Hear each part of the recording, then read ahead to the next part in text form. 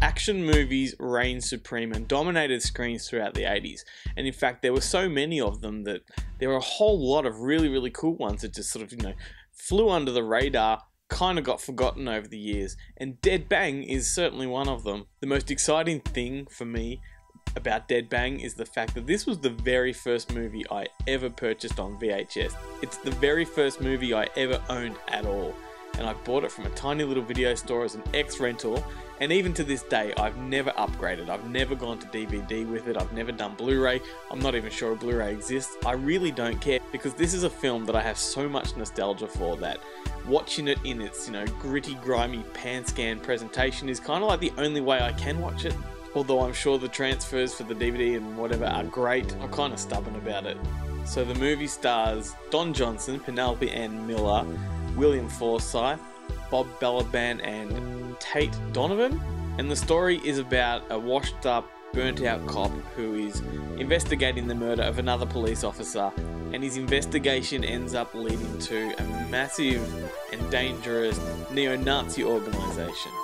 It is this action-packed, highly frenetic thriller that ends up culminating in a massive shootout on a Colorado ranch. And this was a time in the 80s when cop movies were everywhere. As I said, you had your Lethal Weapons, your Die Hard. This is the kind of stuff that was everywhere.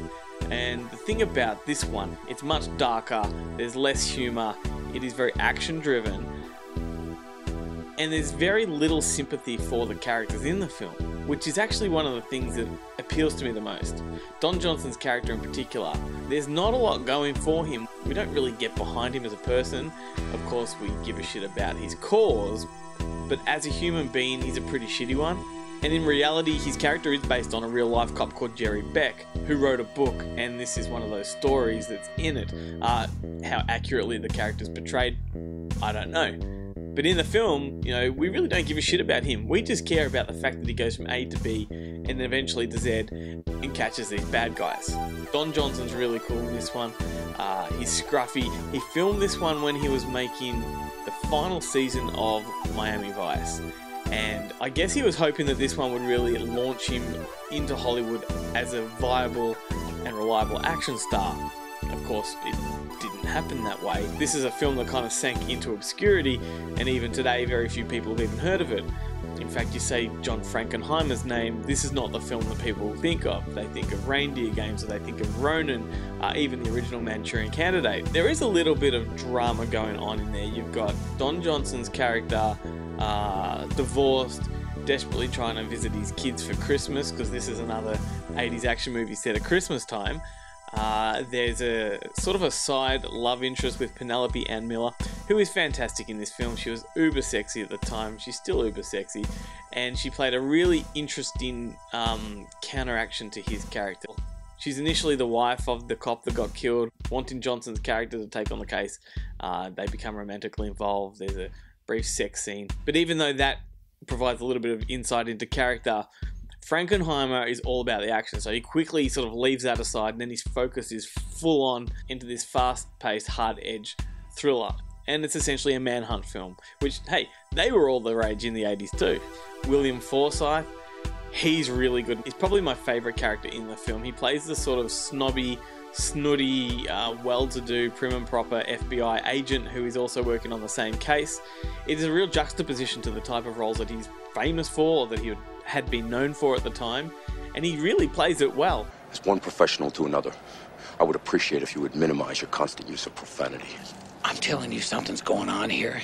I'm telling you something big is happening here, and all that grabs you is my language. What the fuck is the matter with you? It's a good example. And by the time that they get to this compound in Colorado where all the neo-Nazis are hiding underground, his character's the one that the audience has the biggest emotional connection from, because his character actually does a bit of an overriding arc. He changes as the story unfolds, whereas Don Johnson stays exactly the same.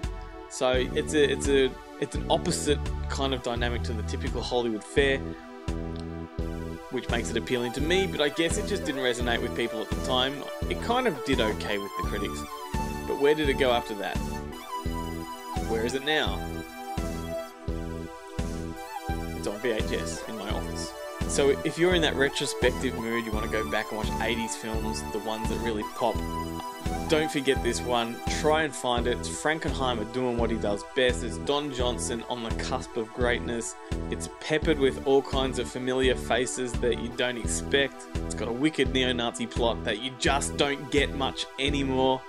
It's far too taboo to do these days, and if they do it, then it's always a social commentary of one way or the other. But in this case, it's just an example of badass Nazis, cops, guns, race against time, and a shitload of fun. And I forgot to mention, there is a scene in this that takes me right back to when I first saw it. I'm watching that video in my lounge room and my dad walks in at a moment towards the start where Don Johnson's chasing the bad guy and he's running so hard and so fast that he runs out of breath. He catches the bad guy, he throws him to the ground and then spews all over him. And that's when my dad pressed stop. He said, "You're not watching this rubbish." I waited till my dad left, I pressed play, and I watched that motherfucker over and over and over. When do you see cops spewing into the faces of bad guys? You don't. Case in point, dead bang, go and see it. I'm sure there's a DVD or a streaming service that has it, so go find it, watch it. It might be on YouTube, who knows? It's so fucking good. And before I go, don't forget we've got the fakeshemp.net movie club. Happens every week. Find our Facebook page, watch the movies for free, join in the conversation. It's a heap of fun. So thanks guys, here's the trailer, Dead Bang. Don Johnson is Jerry Beck, LAPD. You're not a safe man to put on the streets, Mr. Beck. He doesn't like trouble. He is trouble. If I get pulled off of this case, you will never feel safe in your world again. It started with a death. Do you believe in God? Yes, yes I do. But it's going to end with a bang. Dead bang. Something big is going on, more than anyone even guessed. If I was in the big city, I'd listen to you. You California boys got it too easy. Cute sign, Chief. White supremacy. White and pure, Mr. Beck. The system won't back him up, but he knows 7 men who will. It's time to fight fire with fire. Is there anyone that'd be afraid to go through a door with me? I'd go through a door with you anytime.